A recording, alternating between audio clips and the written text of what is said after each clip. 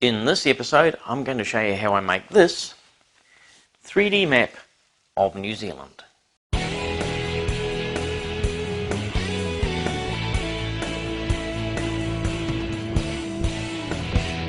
Hello fellow CNCnutz, and welcome. You know, this project's taken me more than a month to complete, and while it might not look very big, if I get a bit closer to it, you can see the real scale of it. It's more than a metre tall and more than 600 millimetres wide. Now the islands are machined from 18mm MDF, and I used one of these here, a tapered bullnose cutter, to cut it out. That eliminated the need for a roughing toolpath and cut down the machining time considerably. The background is also MDF, it's 6mm MDF, and I went through and put stain on it and made it look like a wood grain pattern. To finish it off, I put a wooden picture frame mould around it, and I reckon it looks really good. So let's get out to the workshop and start machining.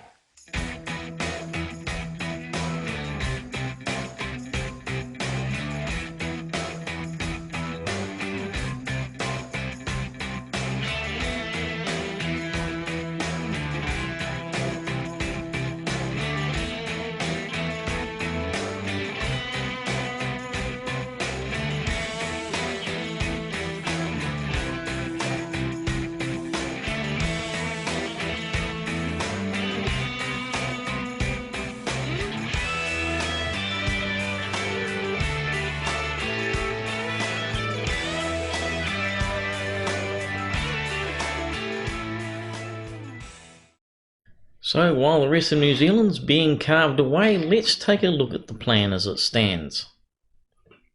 You can see here on the screen I've got the map of New Zealand up, and that's what I'm going to be carving in this particular project. Now I'm using the same process that I showed and explained when I did the map of the West Coast that I did in a previous video. Everything's exactly the same, except I'm using a different cutter. I'm using this here. It's a tapered ball nose cutter. It has a 2mm diameter at the tip here. That's going to give me the very fine detail in the model, which I need because I'm doing such a large land mass. The great thing about this cutter is solid carbide, very strong, and it allows me, because it's got these deep cutting flutes here, and because it's tapered, it allows me to cut the entire model in one pass. I don't need to do a roughing toolpath, and 9 times out of 10 it's the roughing toolpath that takes most of the time. This project takes 10.5 hours to actually cut using this here, but it would have been a lot longer if I had done the roughing toolpath first. The finishing toolpath that this here did would not have made any difference. It still would have been 10.5 hours. So let's take a quick look here at the 3D view, and I'll just run you through the cutting here. So I'm starting off by cutting around the outside of New Zealand, and that just provides a bit of relief for the cutter to start in when it's starting to cut. That way it's not plunging right into it. So then the tapered bullnose goes through and cuts out this landmass here, which has given us our final model. Next, the V cutter runs around the outside shape of the actual islands themselves. Now the idea there is it allows me to differentiate between the sea and the land, because it wasn't obvious around here in the Canterbury region or in some of these parts of the North Island, because the North Island's pretty flat. Now once that was done, I found that the V cutter, unfortunately around this area here, had gone right in and cut right through to the back of the model, and that's because I hadn't noticed that the MDF had bowed up slightly, with the result that it basically cut all the way through. So at that stage I decided I would cut through the entire model and cut the land masses free. I also, however, did cut out the outside area here around the cutout, which I will use later to position the islands, as you'll see. So now it's time for a quick word from our sponsor, and after that I'm going to show you how you can easily create a 3D model from a grayscale height map using free software. So a few weeks ago, a friend of mine pointed out to me a program that will convert a grayscale height map like this one here, the map of my own local hometown, and convert it into an STL model, which most CAM software can deal with if it's capable of 3D machining. So all I have to do is take it and drop it into the program and select where I want it to go. I can select the base height, so I'm going to have a 2mm base. That's where the 0 point's going to be, and I'm going to have a total. I'm going to have a height map on top of that of 23mm. That should take me up to about 25mm all up. What I do is hit create. I can select where I want it to go. I'll hit create, and that will now go through and create that map for me. Now that it's finished, I can open up the likes of Aspire here, and I'll just bring that up full screen, and we'll go in here and we'll open that file. So if I just go File, Import, and I'll select Import Component or 3D Model, and there's my height map there that I just created.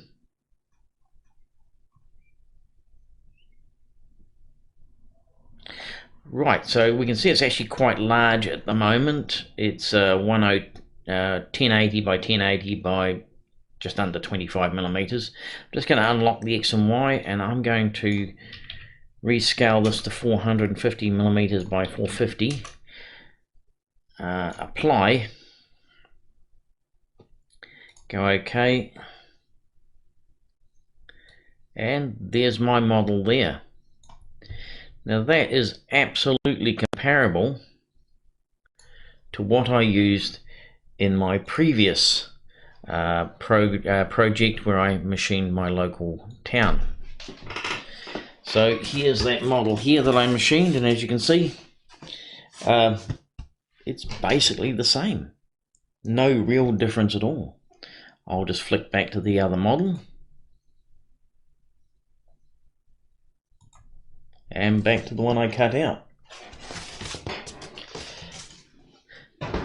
So that program is free. I'll put a link to where I downloaded the software on my website, and you can go and click that.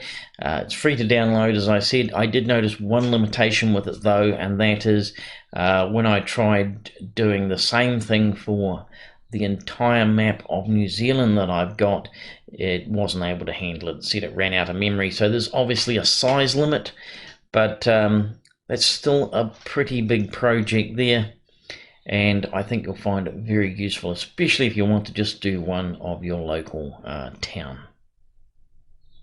Okay, well, let's get back out to that workshop, and we've got a little bit more work to do to get this finished. So after spending several months planning and designing this, I've now had a change of heart of exactly how I want to hang it on the wall. Let's take a look. My original plan was to simply cut it out like this here and hang it on the wall. That way I'd end up with a 20mm run around the outside, which I was going to paint blue like you see on wall maps. But I've sort of realised there's an issue with that, and that is that when it comes to hanging, the centre of gravity is such that it's going to hang on the wall like this, and that's not right. New Zealand should be hung on the wall something like this. Now that would require two different fixing points to hold it in place, and that would make it difficult to hang. Don't think it'd look very good, to be honest. So I've had a change of heart, and I've decided I'm going to mount it on a square sheet like this here.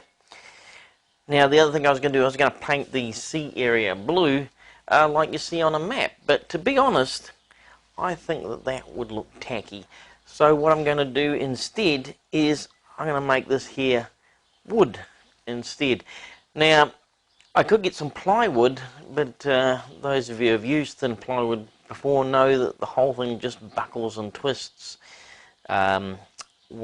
as soon as you buy it.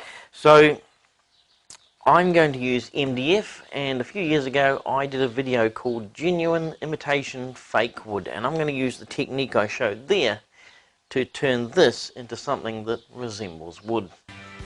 The first step in the process is to give the board a coating of shellac. I'll be giving mine 2 coats to bring out that nice rich yellow colour. It also seals the board so that when we put the stain on, it doesn't penetrate into the MDF. Now don't worry if the coating you've got is not even, it never is in nature, and that's the effect that we want.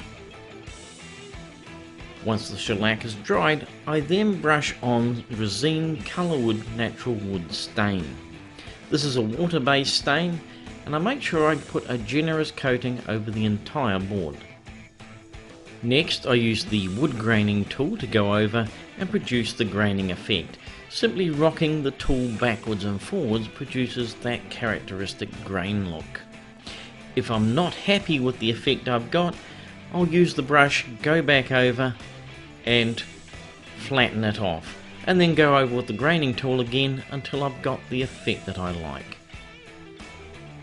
I'm using a brush to flatten off the effect a bit as well to remove some of that harshness, and once I'm happy I'll leave it to dry. So if you haven't seen a graining tool before, here's mine here. It's nothing more than a piece of rubber with a whole heap of concentric semicircles on it. You simply just rock it as you drag it through the stain, and it gives you that grain pattern. In fact, you barely need to move it at all to get that grain pattern. Now, if you think I'm some sort of an expert at using one of these here, think again, because I haven't used this in 5 or 6 years. In fact, I had to hunt through the workshop to try and find it. They're really cheap as well. I think I paid about $10 for it, and they're still around about the same price as well. I'll put a link to where you can perhaps pick one of these here up on my webpage, but you'll have absolutely no problem finding them. And they now come in really weird shapes as well, so there's a heap to choose from. Okay, well, back out to the workshop. We've got more work to do. Once that first coat of stain is dry with the pattern, I then go over it with an even coat of stain over the entire board, which reduces the contrast between those light areas and the dark. In fact, I actually go over mine twice, leaving it to dry in between, before I'm finally happy with the finished result. Once the stain's dry, I then go over it with an acrylic varnish, and I give it 2 coats to make sure it's properly sealed. I now use the outline that was left over from when I machined my 3D model to help position the 3 islands making up New Zealand into their correct position. I start with Stewart Island and carefully position it in place, and then I checked around to make sure that the template was still in the correct location. I then moved on to the South Island and put that into its position, and finally the North Island. To ensure they remained flat while the glue dried, I put some padding on top to protect them and then added some weight. Any glue squeeze out was carefully wiped away, and when it was all dry, I gave the entire project another coat of acrylic varnish. Once the varnish was dry, it was time to put a frame around it, and I thought it needed a professional frame rather than one that I just cobbled together in the workshop. Thankfully, Mrs. CNCnutz is a professional picture framer, and I was able to choose from a selection of moulding, and then we went out and made the frame and put it in it, and it's come up really good. I couldn't be happier with the way it's come out. And that's where I'm going to leave this particular project. I hope you've enjoyed it and maybe learned something new. All that remains me to do is to thank you guys for watching. Don't forget to like and subscribe, and I'll catch you later. Cheers.